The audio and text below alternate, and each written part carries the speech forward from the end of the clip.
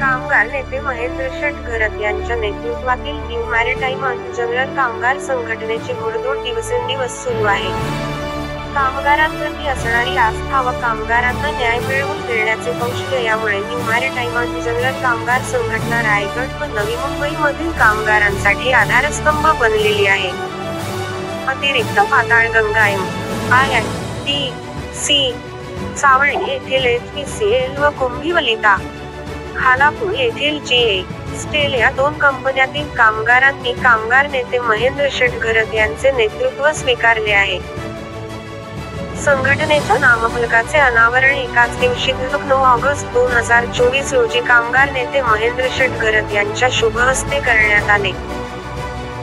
यावेळी कामगारांना मार्गदर्शन करताना महेंद्र शेटघरत म्हणाले की स्थानिक प्रकल्पग्रस्तांच्या जमिनी संपादित करून हे प्रकल्प उभारले आहेत, येथे स्थानिकांना प्राधान्य मिळालेच पाहिजे.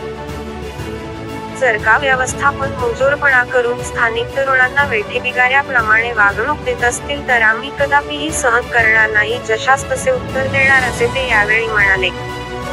या प्रसंगी के रमण कार्याध्यक्ष न्यू मॅरिटाईम अँड जनरल कामगार संघटना निखिल ढवळे युवक जिल्हाध्यक्ष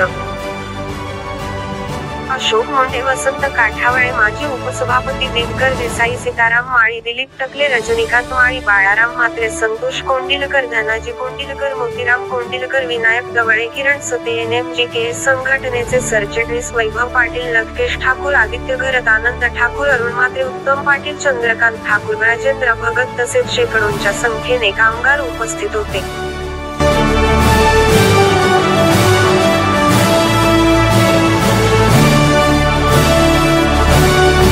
NMGK युनियनची स्थापना झाली आहे. आम्ही लोकल युनियन लीडर नाही होतो.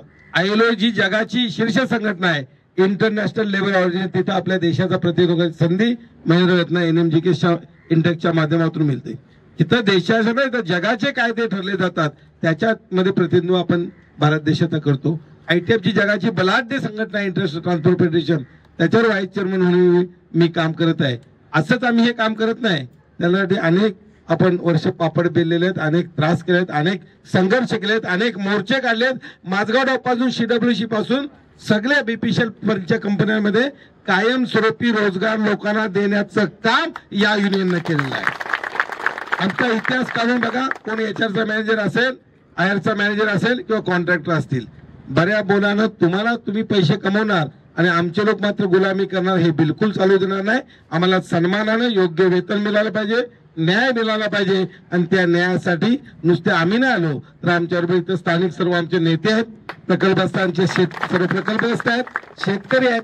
या विभागातील सर्व गावांची ताकद याच्यामध्ये पाठीमागे लागणार आहे आणि म्हणून तुम्हाला जोपर्यंत न्याय मिळत नाही तो पुन्हा आम्ही स्वस्थ बसणार नाही. जे कामगार बाहेर आहेत त्यांना तातडीने आतमध्ये घेतलं पाहिजे, नाहीतर त्यांना तर लेबर कमिशनला पहिलं फेस करावं लागेल, लेबर कोर्टला फेस करावं लागेल आणि नसेल हा रस्ता तुमचा आम्ही बंद पाडल्याशिवाय राहणार नाही.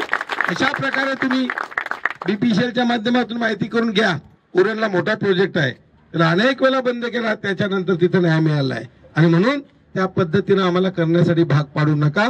योग्य पद्धतीनं जो आम्ही काम घालतोय त्याचा मोबदला देण्यासाठी आपण प्रयत्न करावं आणि त्याच्यासाठी आपण वाटाघाटी करू आणि तुम्हाला मार्ग मिळेल आणि तुम्हाला निश्चितपणे न्याय द्यायचं काम आपल्या संघटनेच्या प्रतिनिधीने आम्ही करू. एवढंच सांगतो आणि थांबतो. जय हिंद, जय महाराष्ट्र.